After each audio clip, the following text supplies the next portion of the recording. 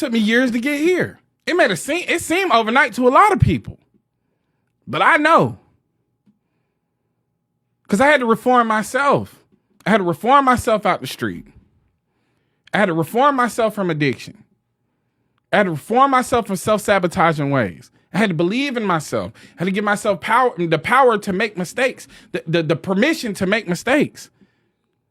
I had to give myself permission to make mistakes. I had to give myself permission to make better choices, to be better than I was. The possibilities of being a better person, the possibilities of stepping into your power and changing your life and changing the circumstances and changing the people around you. My circle done changed several times. Sometimes you outgrow the circle.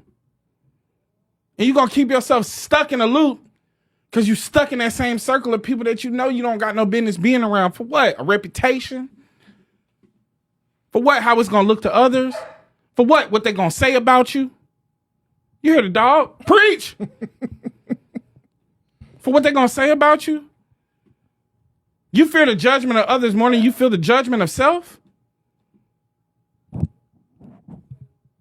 You fear the judgment of others more than you feel the judgment of yourself. So you'll sit within yourself, sleepless at night, in peril, because you won't give yourself the permission to make mistakes. You won't give yourself permission to step into your power.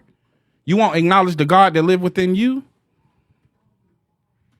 So you got to keep chasing that God that lives outside of you and wondering why your prayers ain't being answered, because you're supposed to be the one answering those prayers.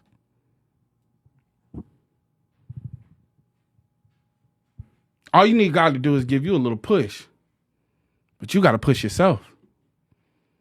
You could ask the ancestors to support you. They're going to support you. They're going to show up. They're going to give you a push. They're going to open up some doors. There's some doors open. You ain't even on that hall yet. But you got to go through those peaks and the valleys. And a lot of times you got to go through it alone.